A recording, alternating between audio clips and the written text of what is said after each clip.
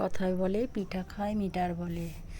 দেখো আজ বানাবো আমি পুর পিঠা। এই পিঠার আরেকটাও নাম আছে, ভাপা পিঠে বলে অনেকে। নারকেলটা কুড়িয়ে আমি এবার কড়াই বসিয়েছি, কড়াতে দিয়ে দেবো নারকেল কোড়াটা দিয়ে দেবো। একটা নারকেলেরই বানাবো, অল্প করে দিয়ে দিচ্ছি। দেখো গুড় দেবো, গুড়টা পরিমাণ মতো দেবো, নিজের আন্দাজ মতো দিতে হবে। দিয়ে নারকেলের সাথে ভালো করে মিশিয়ে নেব। কড়াতে খুন্তির সাহায্যে ভালো করে মিশিয়ে নিচ্ছি। নিয়ে এবার দুটো তিনটে এলাচ হয়ে এসছে আমার পুরটা, দেখো করা দুটো তিনটে এলাচ থেতো করে দিয়ে দিলাম নারকেলের সাথে। দিয়ে এবার আবারও মিশিয়ে নিচ্ছি। এবার দেখো হাতে খানিকটা আমি জল লাগিয়ে নিয়েছি, দেখাচ্ছি যে পুরটা আমার রেডি হয়ে গেছে।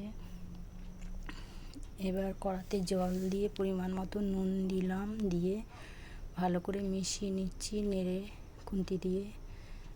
এবার এই বাটির এক বাটি নিয়েছি চালের গুঁড়ো অল্প অল্প করে দিচ্ছি, আর খুন্তির সাহায্যে আমি মিশিয়ে নিচ্ছি কড়াতে। ওভেনের উপরেই গ্যাস কিন্তু জ্বলছে আমার, কমিয়ে দিয়েছি গ্যাসটা। আর এদিকে ভালো করে মিশিয়ে নিচ্ছি খুন্তির সাহায্যে। চালের গুঁড়ো ভালো করে মিশিয়ে নিয়েছি। এবার ঠান্ডা করে ভালো করে হাতের সাহায্যে মেখে দাবাই করে নিচ্ছি। দেখো এবার পুর পিঠার জন্য আমি শেপ দিচ্ছি। দেখো নারকেলের পুর দেব, দিয়ে এবার আঙুল দিয়ে দুটো আঙুল দিয়ে চেপে মুখটা বন্ধ করে দেব, দিয়ে একটুখানি শেপ দেব পিঠের আকার। দেখো এক এক করে অনেক কটা পিঠাই আমি বানাবো, দেখাচ্ছি। দেখো কটা বানানো আমার হয়ে গেছে।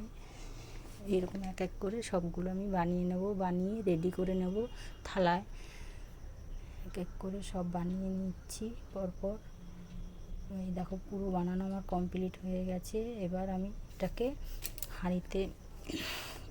হাঁড়িতে জল বসাবো, জলটা টকবক করে ফুটবে। ওর মধ্যে একটা ফুটো দিয়ে দিলাম বাটি, দিয়ে তার মধ্যে দেখো এক এক করে সব পিঠা আমি দিয়ে দিচ্ছি ভাপের জন্য। বেশিক্ষণ লাগবে না, 10 থেকে 15 মিনিট ভাপ পালেই হয়ে যাবে সিদ্ধ।